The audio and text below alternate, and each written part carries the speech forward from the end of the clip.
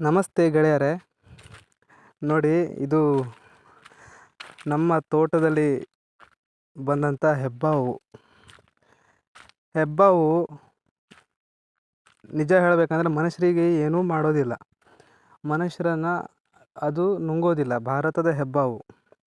ಜನ ಎಷ್ಟೋ ತಪ್ಪು ತಿಳ್ಕೊಂಡಿದ್ದಾರೆ, ಅದು ಮನುಷ್ಯರನ್ನ ನುಂಗುತ್ತೆ, ಹಾಗಾಗಿ ಅದನ್ನ ಕೊಲ್ಲಬೇಕು ಅಂತೆಲ್ಲ ಹೇಳ್ತಾರೆ. ಆ್ಯಕ್ಚುಲಿ ಭಾರತದ ಹೆಬ್ಬಾವು ಯಾವುದೇ ಮನುಷ್ಯನನ್ನು ನುಂಗಿದ ದಾಖಲೆನೇ ಇಲ್ಲ. ಯಾವುದೇ ಉರಗ ತಜ್ಞರನ್ನು ಕೇಳಿ, ಅವ್ರು ಹೇಳೋದು ಇದನ್ನೇ. ಬೇರೆ ದೇಶದ ಅಮೇರಿಕಾ ಇಂಥ ದೇಶಗಳಲ್ಲಿ ಹೆಬ್ಬಾವು ಮನುಷ್ಯನನ್ನು ನುಂಗಿದಂಥ ದಾಖಲೆ ಇದೆ, ಆದರೆ ಭಾರತದಲ್ಲಿ ಯಾವುದೂ ಇಲ್ಲ. ಆದರೆ ಮನುಷ್ಯರ ಮೇಲೆ ಅಟ್ಯಾಕ್ ಮಾಡ್ಬೋದು, ಅಟ್ಯಾಕ್ ಮಾಡಿ ಸುತ್ತಕೊಳ್ಬೋದು. ಆ ಸುತ್ತಕೊಂಡ ಕ್ಷಣ ಮನುಷ್ಯ ಉಸಿರುಗಟ್ಟಿ ಸಾಯುವಂಥದ್ದು ಅದು ನಡೆದಿರ್ಬೋದು, ಆದರೆ ನುಂಗದಂಥ ಯಾವುದೇ ಪ್ರಕರಣ ಇಲ್ಲ. ಸೊ ನಾವು ಕೇರ್ಫುಲ್ಲಾಗಿ ಇರಲೇಬೇಕು ಯಾವುದೇ ಹಾವನ್ನ ಹತ್ತಿರ ಹೋಗಬೇಕು ಅಂದರೆ. ಆದರೆ ಕೊಲ್ಲೋದು ಸರಿಯಲ್ಲ, ಯಾವುದೇ ಹಾವನ್ನು ಕೊಲ್ಲಬಾರ್ದು. ಈ ಹೆಬ್ಬಾವು ಎಷ್ಟು ಮುಖ್ಯ ಅಂತಂದರೆ ಪ್ರಕೃತಿಗೆ, ಇದು ಹೆಗ್ಗಣಗಳನ್ನು ಬೇಟೆಯಾಡುತ್ತೆ.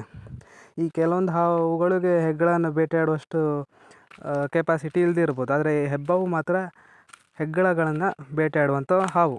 ಇದು ಪ್ರಕೃತಿನ ಸಮತೋಲನ ಇಡುವಲ್ಲಿ ಬಹಳ ಮುಖ್ಯ. ಯಾಕೆಂದರೆ ಇಲ್ಲಿ ಏಕೆ ರೈತನ ಮಿತ್ರ ಆಗುತ್ತೆ ಅಂತಂದರೆ, ಇಲ್ಲಿ ಹೆಗ್ಗಣ ಬೆಳೆಗಳನ್ನು ಸಾಧಾರಣವಾಗಿ ಅದು ಹೆಚ್ಚಾದರೆ ಬೆಳೆಗಳ ಹಾಳಾಗುತ್ತೆ. ಹೆಗ್ಗಣಗಳಿಂದಾಗಲಿ ಇಲಿಗಳಿಂದಾಗಲಿ ಅವುಗಳನ್ನು ಇದು ತಿನ್ನುತ್ತೆ. ಸೊ ಆಗ ಅದು ರೈತರಿಗೆ ಹೆಲ್ಪ್ ಆಗುತ್ತೆ. ಅಂದರೆ ಪ್ರಕೃತಿನ ಸಮತೋಲನವಾಗಿ ಇಡುವಲ್ಲಿ ಇದು ಪ್ರಮುಖ ಪಾತ್ರ. ಹಾವುಗಳು, ಹೆಬ್ಬಾವು ಅಂತನಲ್ಲ, ಎಲ್ಲ ಹಾವುಗಳು ಕೂಡ ಪ್ರಮುಖ ಪಾತ್ರ ವಹಿಸುತ್ತೆ. ರೈತರು ಎಲ್ಲಿ ಕಾಳಜಿ ವಹಿಸಬೇಕು ಅಂತಂದರೆ, ಹಾವುಗಳು ಹೆಚ್ಚಾಗಿ ಈಗ ಕ್ಯಾಟ್ ಸ್ನೇಕ್ ಅಂತ ಬರುತ್ತೆ, ಇವುಗಳಿಂದ ಅಥವಾ ನಾಗರ ಹಾವು, ಯಾವುದೇ ಕೆಲವೊಂದು ವಿಷಕಾರಿ ಹಾವುಗಳು ರಾತ್ರಿ ಹೊತ್ತು ಹೆಚ್ಚು ಓಡಾಡ್ತಾ ಇರುತ್ತೆ. ಸೊ ನಾವು ರೈತರುಗಳು ರಾತ್ರಿ ಹೊತ್ತು ಓಡಾಡೋದು ಸ್ವಲ್ಪ ಕಡಿಮೆ ಮಾಡಿದ್ರೆ, ಈ ಹೊಲ ಗದ್ದೆಗಳ ಹತ್ರ ಸ್ವಲ್ಪ ಟಾರ್ಚ್ ಇಟ್ಕೊಂಡು ಓಡಾಡಬೇಕು. ಇಲ್ಲ ಕಾಲಿಗೆ ಏನಾದ್ರು ಬೂಟು ಈ ಥರದ್ದು ಏನಾದ್ರು ಹಾಕ್ಕೊಂಡು ಓಡಾಡಿದ್ರೆ ಸಾವಿನ ಸಂಖ್ಯೆ ಸ್ವಲ್ಪ ಕಡಿಮೆ ಆಗ್ಬೋದು, ವಿಷಕಾರಿ ಹಾವುಗಳು ಕಚ್ಚೋದ್ರಿಂದ.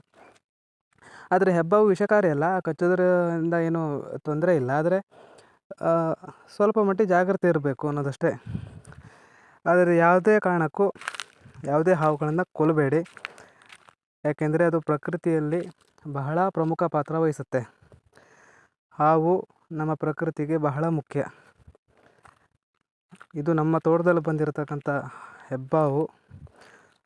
ನಾವು ಏನೂ ತೊಂದರೆ ಕೊಟ್ಟಿಲ್ಲ, ಅದರ ಪಾಡಿಗೆ ಅದು ಹೋಯಿತು.